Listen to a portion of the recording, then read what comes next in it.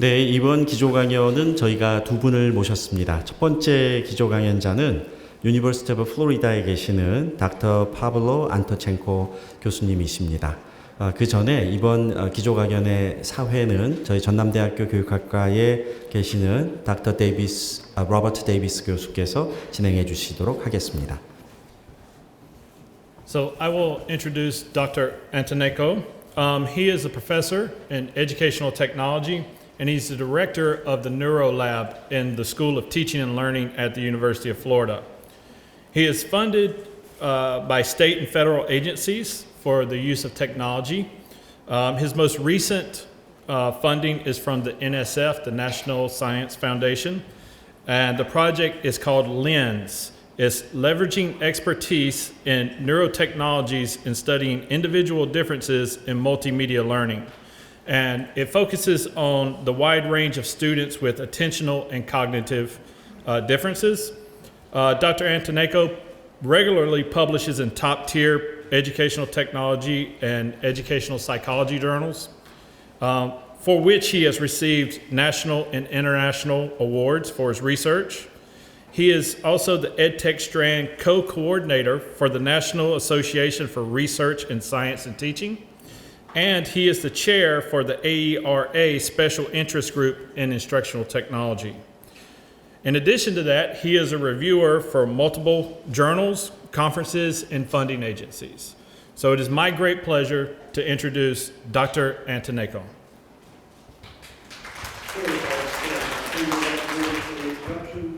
It's a great honor to be here today with you.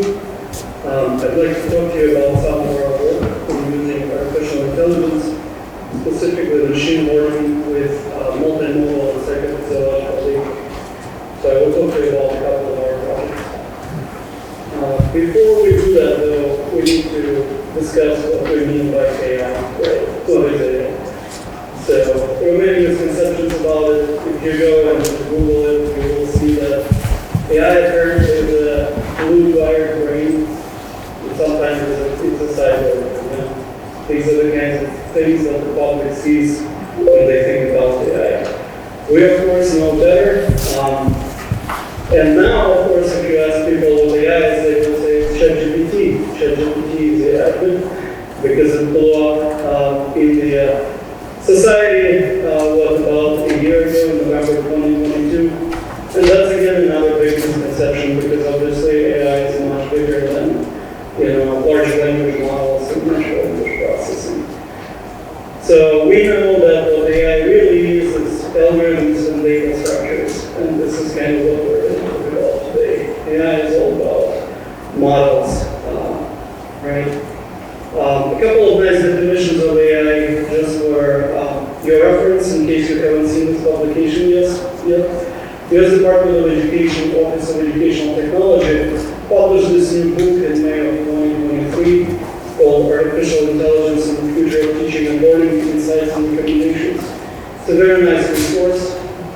And so it provides, I think, about 5 definitions of AI. And here I'm going to share with you a couple that I think are particularly useful. And so according to one definition, it's really about theory and development of systems that are able to perform tasks that will require human intelligence, right? So tasks such as visual perception, speech recognition, learning, decision making, natural language processing. And so based on this, we already can tell that ChatGPT is only about one of these things. And so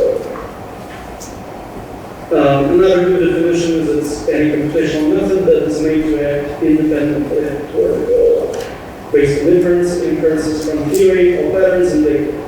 This is really what we're going to talk about today. It's how we make inferences using theory and using patterns and psychophysiological and multimodal data. So if you look at recent publications on AI in education, such as this one, in Computers in Education and Artificial Intelligence, this was published less than a year ago. They basically look at, they did a systematic review, and they showed that AI in education is about these types of outcomes, right? So about 30% of the work that they reviewed is about academic performance outcomes, about 34% is about motivation and engagement type outcomes, and there are smaller percentages regarding 21st century skills and non-cognitive aspects such as emotional, social aspects, and so forth. Right? What was interesting in this paper is they had this diagram where they showed that really AI in education is about the role of AI for learning, for teaching, for assessment, and for administration. And then you could also look at the AI in education from the point of view of outcomes such as teacher outcomes and student outcomes. I disagree with this finding a little bit because this doesn't give room for research, right? And so my question is, what do we know about AI in educational research, right? It's not really about learning, teaching, assessment, or administration. We can leverage AI in research, and again, this is what I'm going to talk about now. So, the types of psychophysiological and multimodal data that my group works with, the Neural Lab, is EEG, eye tracking, functional near-infrared spectroscopy. More recently, we've been running experiments using functional magnetic resonance imaging. But I will provide kind of a simple example just using electroencephalography or EEG. Right? And so typically, we would want to use artificial intelligence here or machine learning to classify EEG data into different cognitive states. Right? And so because I do a lot of my research on cognitive load and visual attention, in this case I'm going to talk about cognitive load and how we can leverage EEG data to create a classifier of cognitive load, right? In this case, we see data from 7 sensors, from 7 EEG sensors, frontal, central, as well as parietal sensors, that shows that in the low load, low cognitive load state, we see alpha power is pretty high. So this line here, and this axis represents Hertz frequency, right? So these are alpha waves that are pretty high in the low load condition. At the same time, the beta power is pretty low in the low load condition, right? At the same time, we look at the same brainwave patterns in high load condition. Let's say when a person is doing mental arithmetic, we see that the power of alpha wave decreases pretty significantly. At the same time, the power of beta waves improves. So now that we know these features, what do we do? What we do is we compute model weights, right? And essentially, we're now looking at these as features that we can use for classifying EEG data, right? What is the benefit of doing this? Obviously, we can do data analysis a lot faster when we do it this way. But the other benefit is we can use a classifier like this in real time as people are using, let's say, technology-based learning environments, right?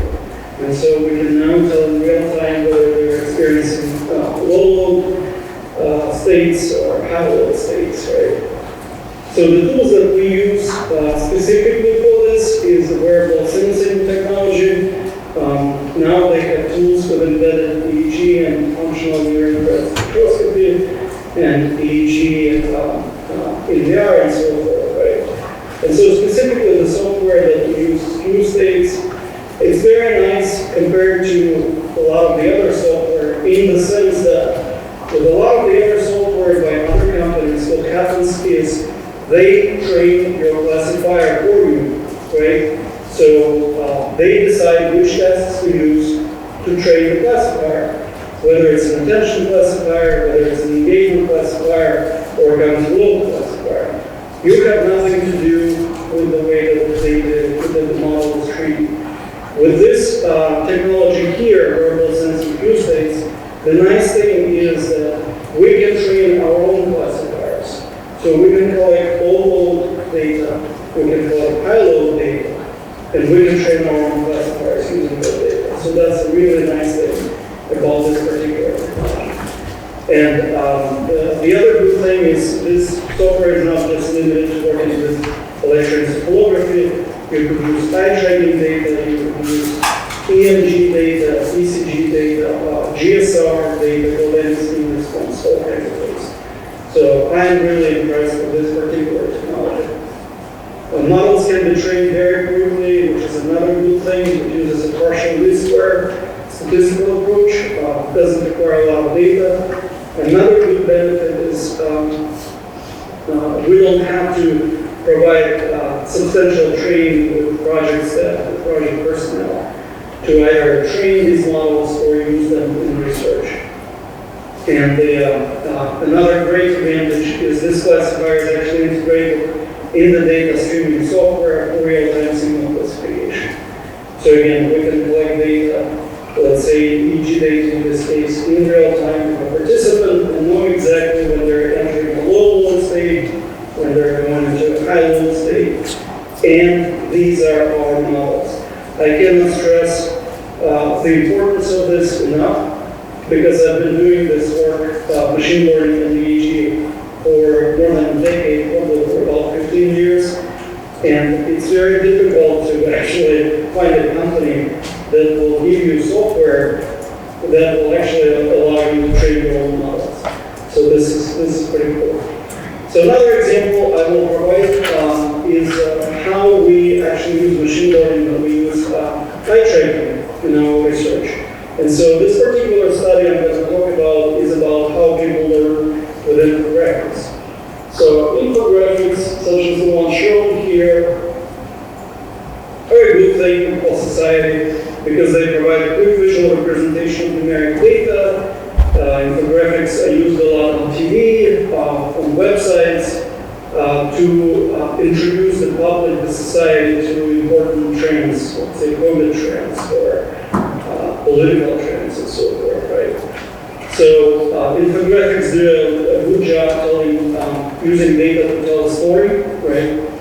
And again, the biggest benefit of using them is engaging the public in science.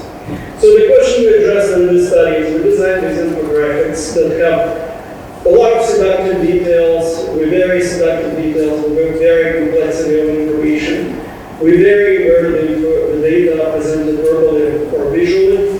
And then we also assess a lot of our participants' individual differences, working memory capacity, verbal and visual spatial working memory capacity, inhibitor control, basically the ability to not be distracted by other stimuli in your visual field. And the question we're asking in this project is, can we use machine learning to reliably predict the visual processing and comprehension of infographics using task level variables, right? Task design variables, as well as learner level variables or characteristics. And so we built 6 types of infographics where we vary the complexity of the data and complexity of the assessments, right? So the assessment here provides, well, the infographic provides the data visually, and the assessment requires inferencing. So it's pretty complex task. At the same time, we have easy problems or easy infographics. And so in this example, you see data provided verbally as words. And the task is pretty easy because it basically requires people to look at this column and this column and choose the answer, right? And so this was our lab setup. We had 70 people, 7 participants in the study, mostly females. And so we varied data representation. We presented data in infographics visually and verbally. We varied complexity, easy, hard, and we varied seductive details. We provided seductive details that were related to the study, and seductive details, little images and clipboard that were not related to the infographic, right? And so what was interesting about our approach, we have not seen this before.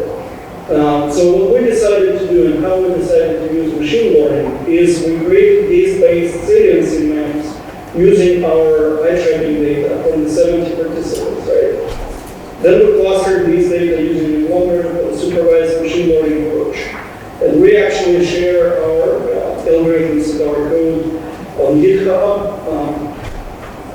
We use Gaussian kernel density estimation, KD, with high position frequency data for each learning task, right? So we had 70 people, each person browsed 6 infographics, and so we had a total of 420 images. This was our data set.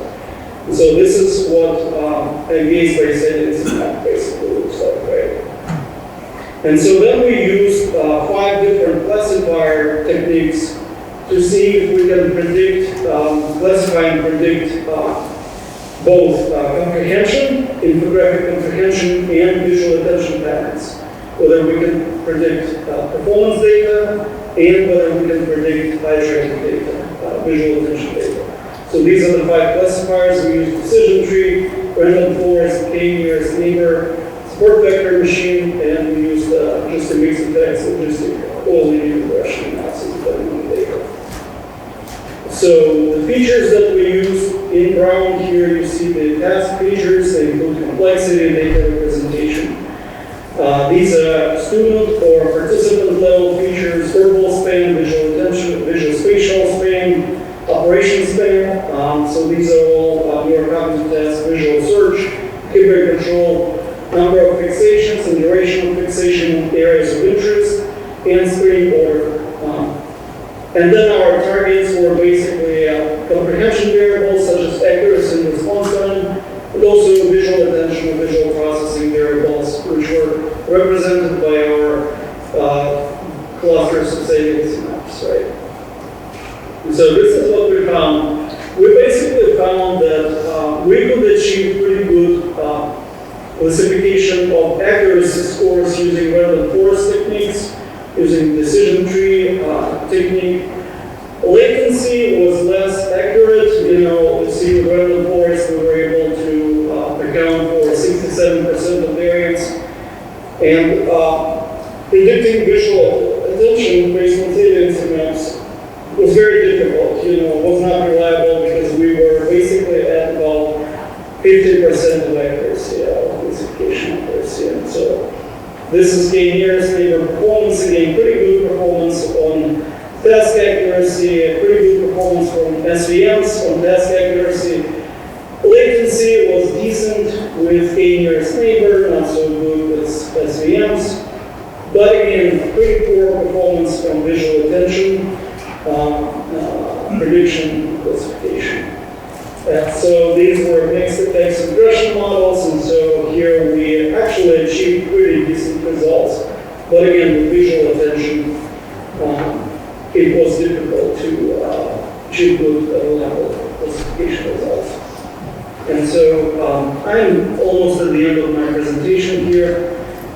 Just for your information, for your interest, I guess I will show you that the variables that predicted accuracy on task performance, the best predictor was data complexity, right? How complex the data was. So essentially, this was a negative predictor.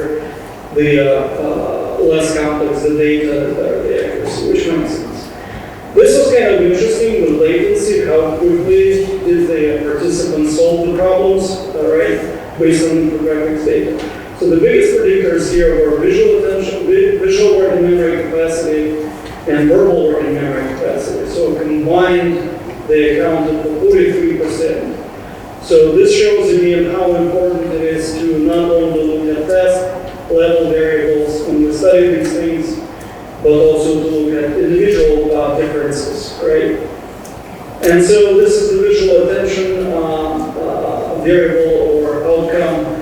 And so we see we didn't get big predictors here, but essentially fixations on assessment accounted for 15%, fixations on data accounted for 12%, and then again, visual working memory span, visual searchability, and verbal working memory span or capacity also accounted for, together accounted for actually about 36% of the variance.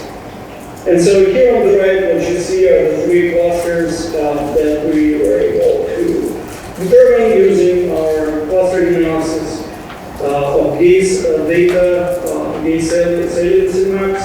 And so we had one cluster of data where we had essentially people with very good verbal working memory capacity, few fixations, but longer fixations on data, okay? So what this means, this is important. This means that these people didn't go back and forth between the different components of the infographic.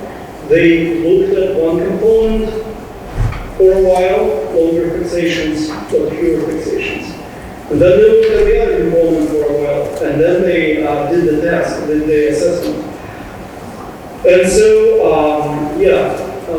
then we have our cluster with visual data, and then we have, interestingly, this included people with superior verbal working memory capacity, even though they were looking at visual data here. And then also superior operation span. Operation span is a task that uses math problems for Julia separating memory capacity. And then cluster 3 was basically included performances that people with low verbal working memory capacity, people with low visual searchability, and low operation span ability. And so I will stop here, and I hope this was useful. I will be sure to share my slides with you, and we can also share with you our papers on this.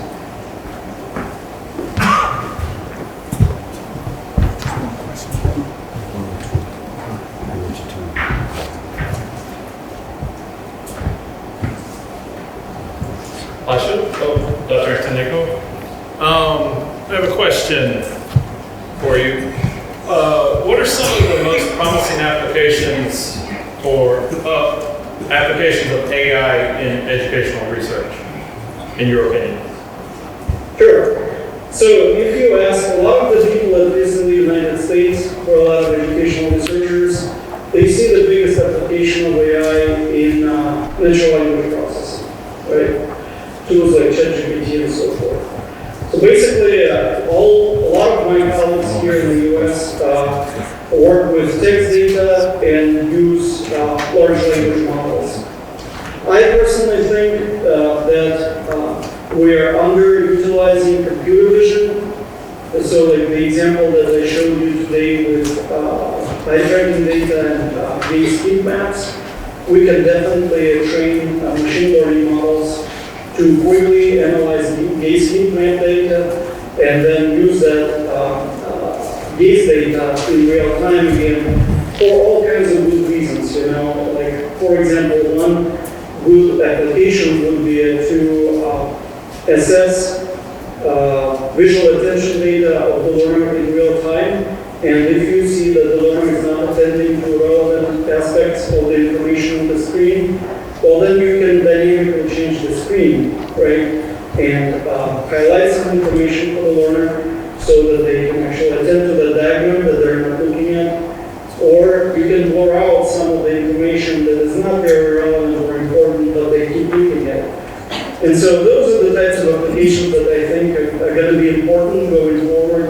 I think we will stop relying so much on large language models, GPT, all of this stuff. We will start, going forward, and we will be using a lot more computer vision models.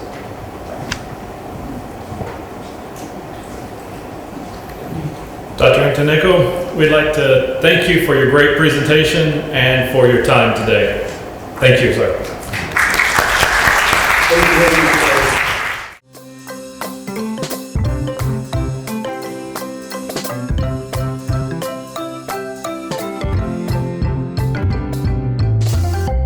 두 번째 기조 강연은 곽덕훈 부회장님을 모셨습니다. 생성형 AI를 중심으로 고등교육에서 에듀테크의 어떤 발전 방향에 대해서 이야기해 주시도록 하겠습니다. 큰 박수 부탁드립니다.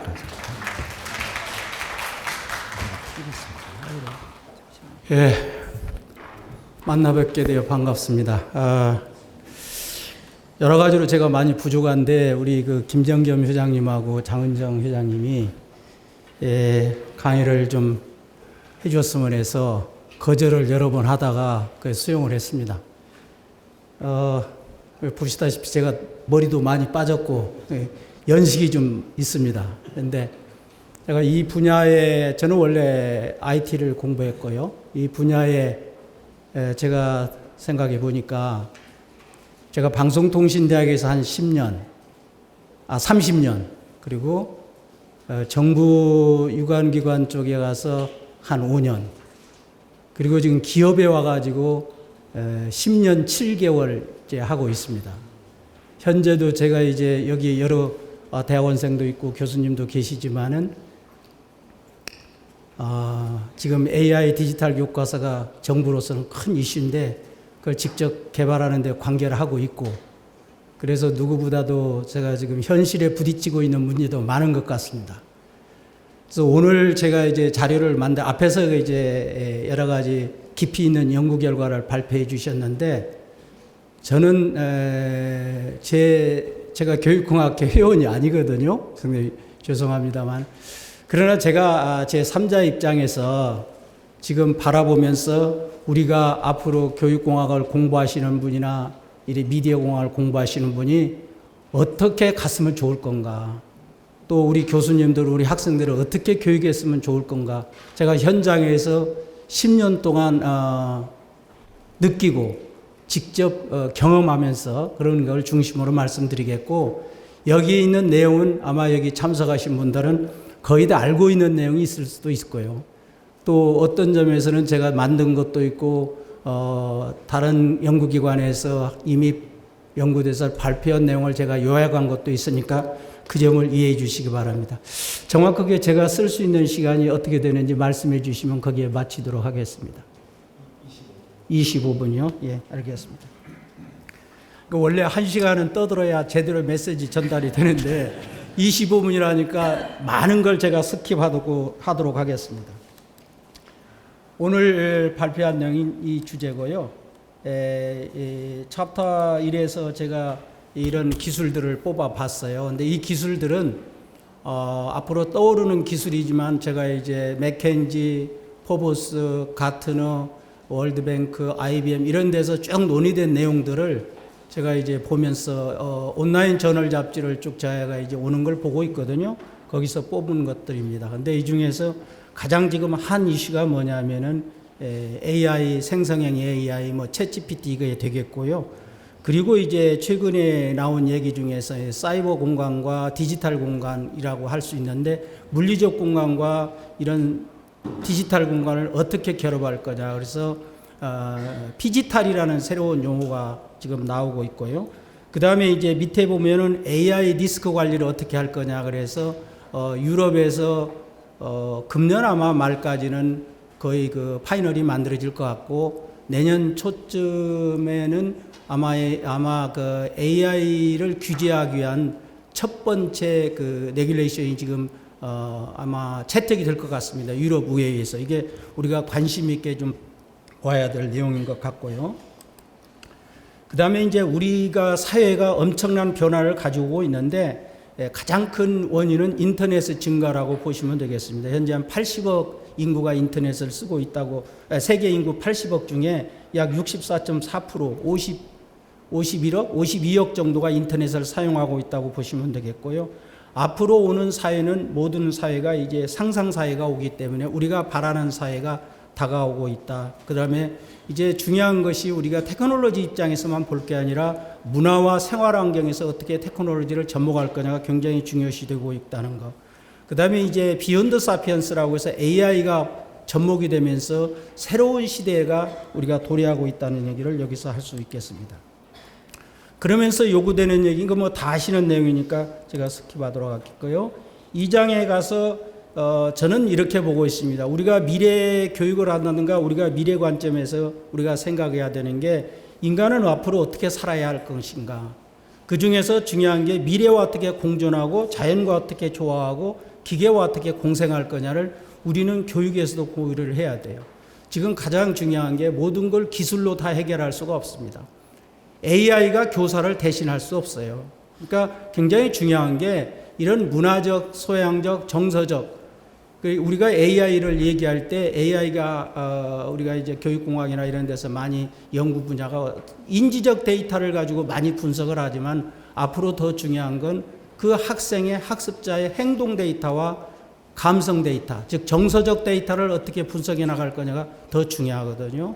그러니까 이제 AI 디지털 교과서를 가지고 학생들이 학습하는데 얘가 몇 점 맞았나가 중요한 게 아니라 얘가 지금 안고 있는 문제가 뭔가, 정서적 문제가 뭔가, 이걸 분석해낼 수 있는 게 더 중요한 시대가 됐다. 그러면 우리는 어떻게 교육을 해야 될 거냐 해서 제가 9가지를 뽑아봤습니다만은 제일 마지막에 있는 미래 사회에 적응할 수 있는 교육을 어떻게 해줘야 될 거냐 우리가 깊이 생각해야 되겠다. 그래서 요즘에 앞 기조 강의에서 나왔습니다만은 우리가 굉장히 AI가 우리가 무시할 수는 없어요. 그러니까 이걸 어떻게 우리가 잘 활용할 거냐를 연구해야 되는데 분석적인 AI와 생성형 AI로 두 가지로 나눌 수 있고 그 다음에 여기와 관련해서 라지 랭귀지 모델 LLM이라고 그러죠. 이게 이제 우리가 보편화되고 챗GPT 3.5, 4 이런 게 LLM인데 이게 이제 LMM으로 멀티모달 쪽으로 가고 있다는 거예요. 그러니까 우리가 텍스트를 이미지, 텍스트를 비디오, 텍스트를 오디오로 바꾸는 게 아니라 이제 거기서 뛰어넘어서 이미지를 다시 텍스트로 바꾸고 이미지를 보고 음악을 만들어내고 이런 쪽으로 다 가능하다는 얘기입니다. 그래서 최근에 나온 얘기가 챗GPT 분류를 보시면은 챗GPT와 관련돼 가지고 여러 가지를 제가 정리를 했었는데 이 중에 6일날 그러니까 금주가 되겠죠. 금주 6일날 발표된 게 오픈 AI에서 발표된 게 챗GPT4 터보를 발표했죠. 이게 지금 가장 최신 겁니다. 그러니까 이거는 챗GPT4라는 터보라는 걸 엔진이거든요. 이걸 갖다 어디다 붙여서 어떻게 어플리케이션을 만들 거냐. 그러니까 교육공학 하시는 분들은 엔진을 개발할 필요가 없죠. 그건 엔진을 개발하려면 코딩을 해야 되는데 이제 그럴 필요 없이 어떻게 내가 이걸 이용해서 내 나름대로 나의 맞춤형 챗GPT를 만들 거냐. 즉 어플리케이션을 어떻게 만들 거냐의 측면으로 바뀌었어요.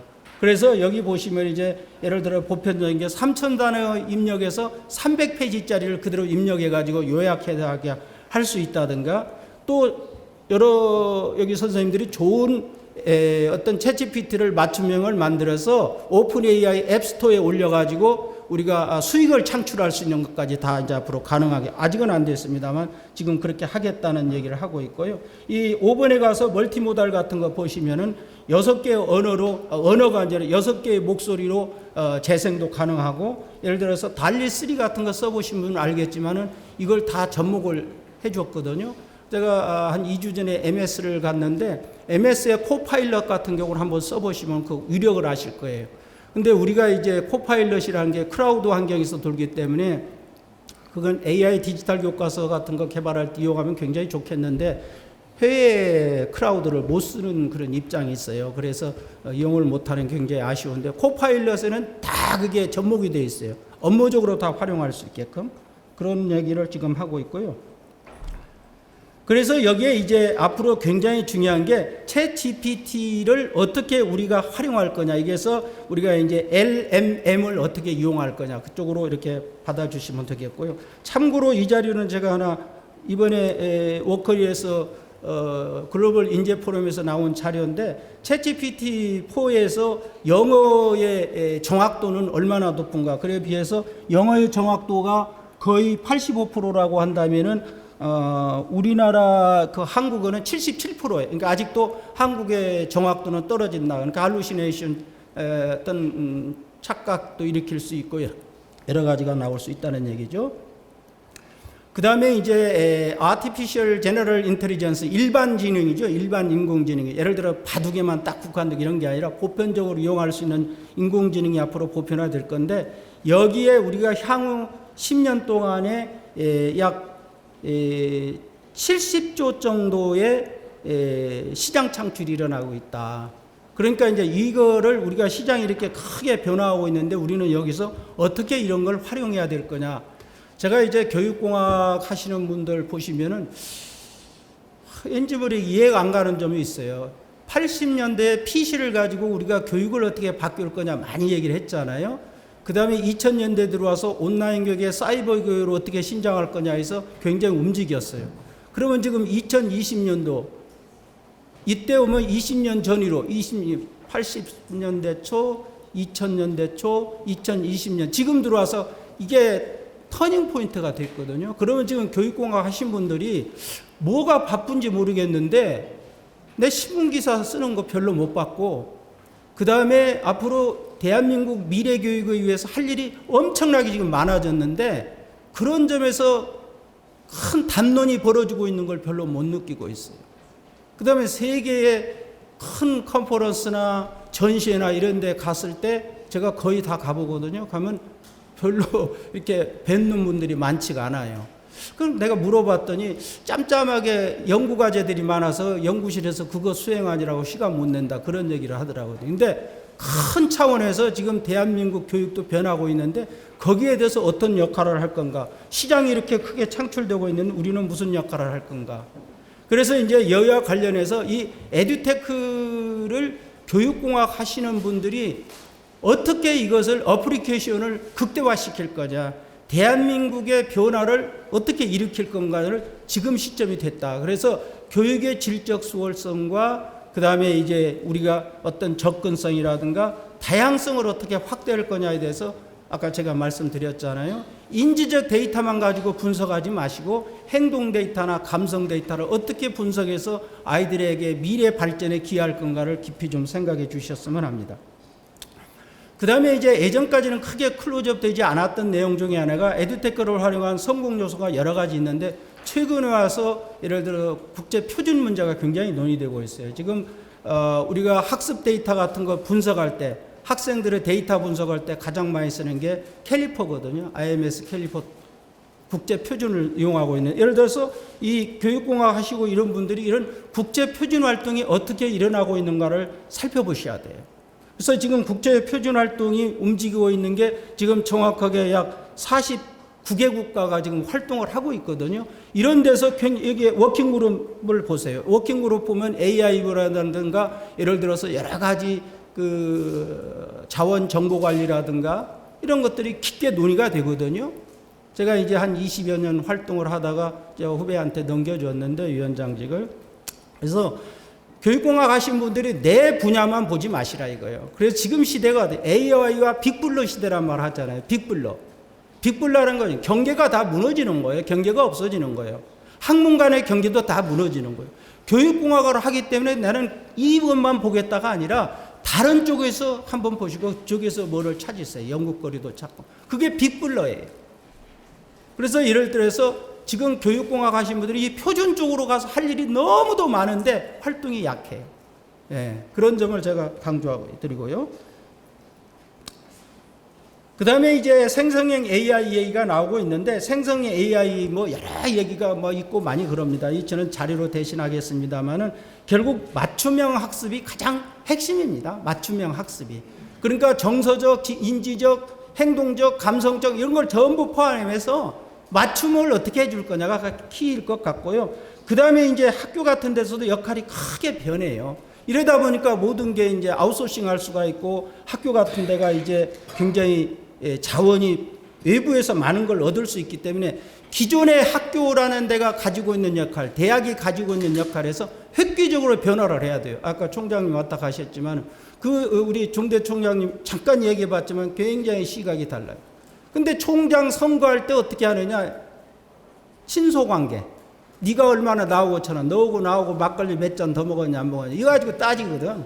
그러니까 대학이 크게 발전 못한 가장 큰 이유가 정말로 이 대학의 미래를 책임질 수 있는 사람이 불과 4년이지만 누구를 뽑아야 할까 이 고민을 해야 되는데 교수들이 좀 조금 그런 점에 있어서 제가 볼 때는 생각할 게 많다고 봐요. 근데 많은 이제 변화고는 있습니다만은 참 어느 조직이나 그 리더의 역할이 굉장히 중요하다 이런 말씀을 드리고요. 그 다음에 이제 생성형의 AI 시대 에듀테크 서비스 발전 방향을 얘기하고 있는데 여기에서 이제 가장 큰 것이 바로 맞춤형 학습이에요.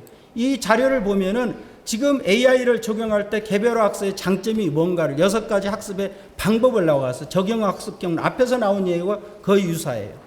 근데 지금 우리나라에서 많이 얘기를 하고 있는 알렉스라는 매크로일에서 지원한 알렉스 얘기를 많이 하고 있거든요.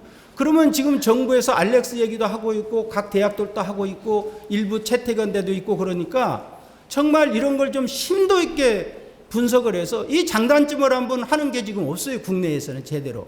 이 알렉스 개발한 관계자가 우리 회사를 방문해서 한 2시간 장시간을 얘기했는데 우리가 생각할 게 굉장히 많아요.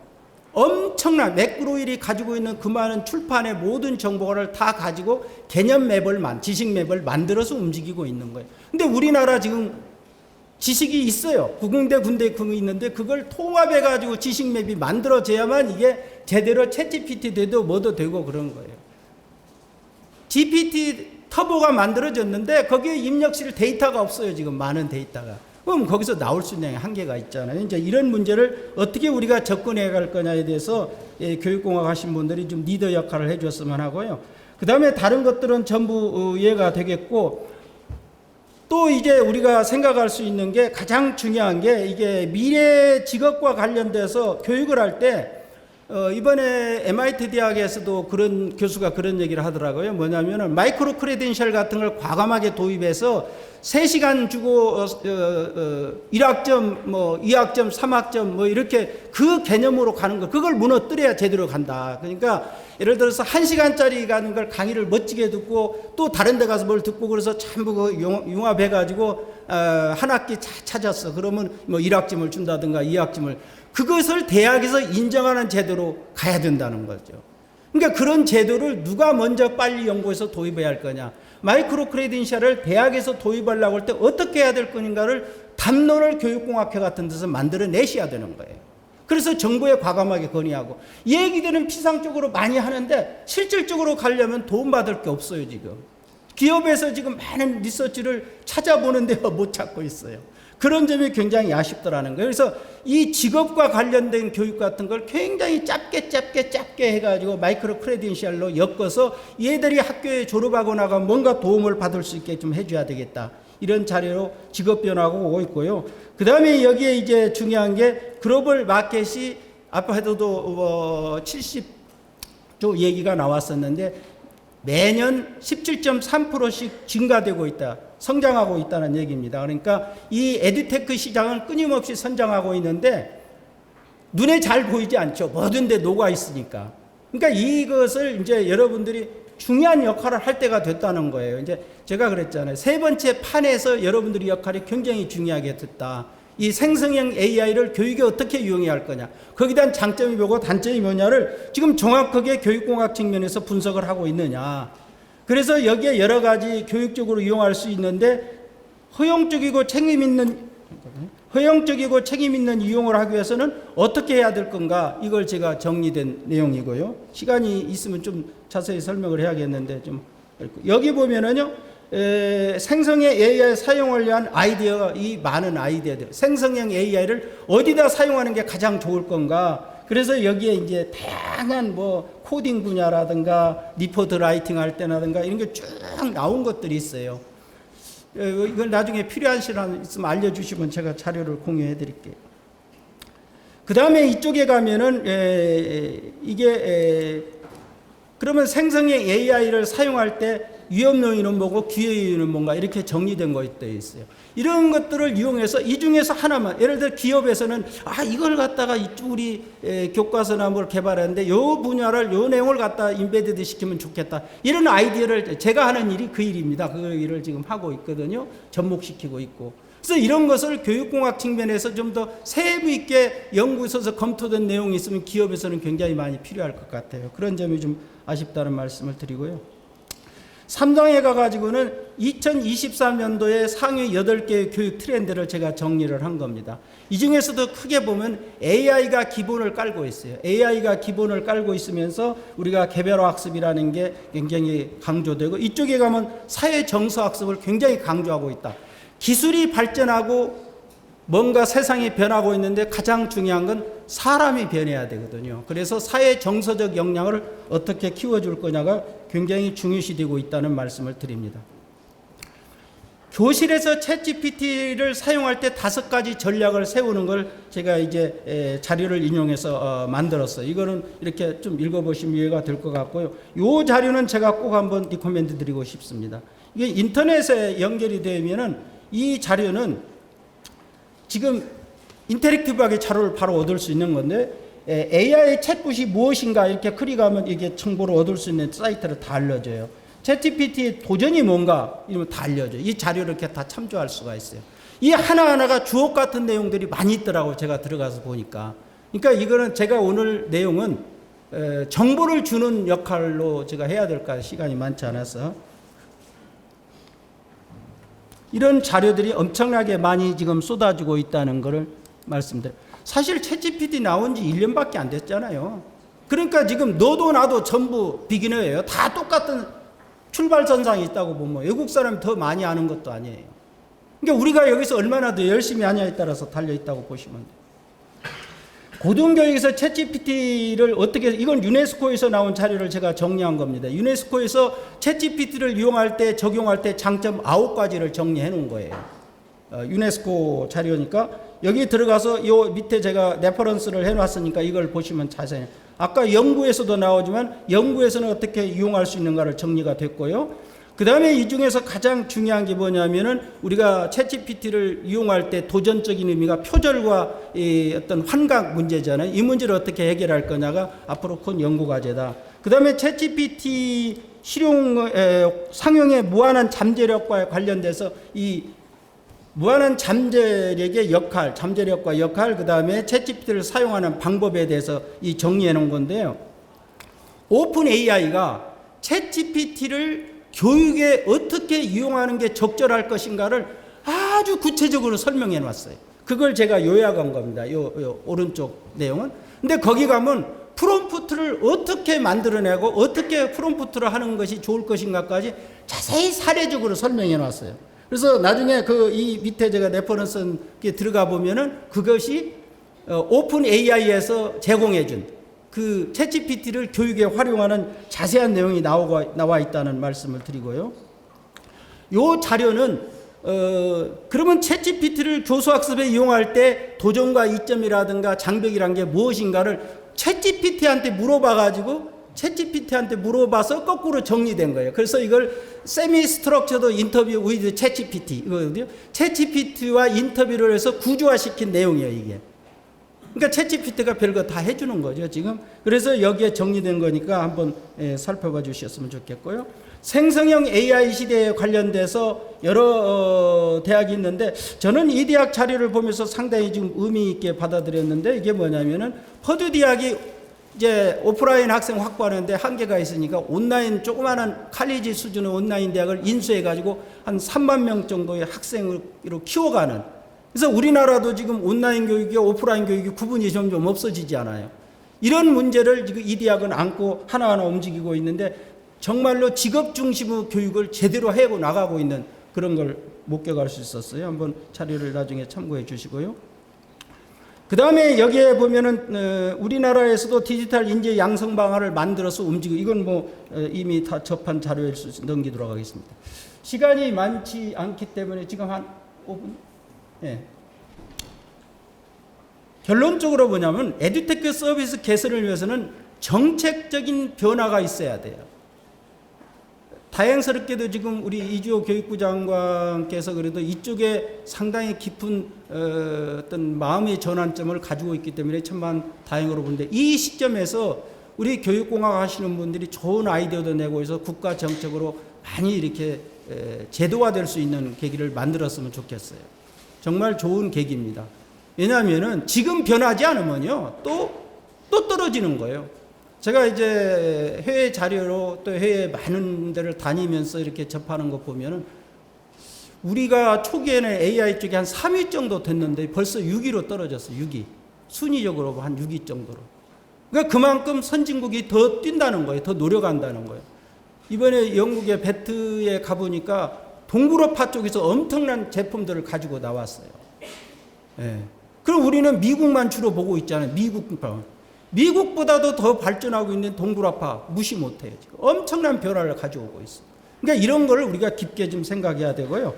그 내용과 관련해서 지금 생성형 AI에서 가장 중요한 게 뭐냐면은 이 에듀테크 지능 방안을 이번에 9월 18일 날 교육부에서 이미 발표를 했어요. 이것도 관심 있게 한번 봐야 될 것 같아요.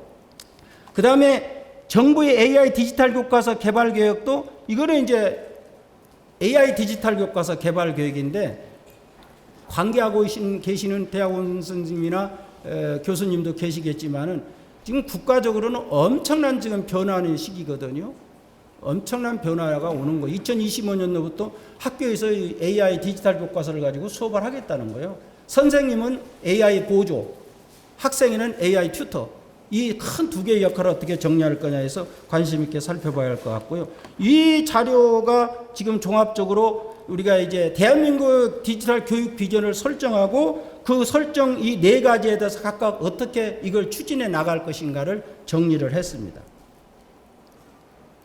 그러면 앞으로 우리가 미래 교육을 위해서는 가장 중요한 저는 네 가지를 보고 있어요. 뭐냐면은 교수진과 학생들의 디지털 역량을 어떻게 강화시킬 건가, 교육장과 서비스 글로벌화, 운영관리 서비스 고도화, 현존하는 서비스가 다 나쁜 거 아니잖아요. 현존하는 서비스와 앞으로 미래의 서비스를 어떻게 잘 결합시킬 건가 중요하고요. 결국 이것은 이제 생성형 AI 시대에 있어서 교육이라든가 원격 교육이라든가 이런 걸 어떻게 발전시킬 거냐. 이 중에서 제가 지금까지 45년을 이 분야에 있으면서 마음같이 느끼고 있는 건 우리는 혁신이 필요하다는 얘기를 많이 하고 디지털 이노베이션, 디지털 혁신 얘기를 많이 하는데 저는 더 중요한 게 마인드 트랜스포메이션. 디지털 트랜스포메이션과 마인드 트랜스포메이션이 같이 가지 않으면 절대 성공하지 못한다. 그래서 우리가 마음 자세 자체로 변해야 돼. 그걸 저는 강조하고 싶고요.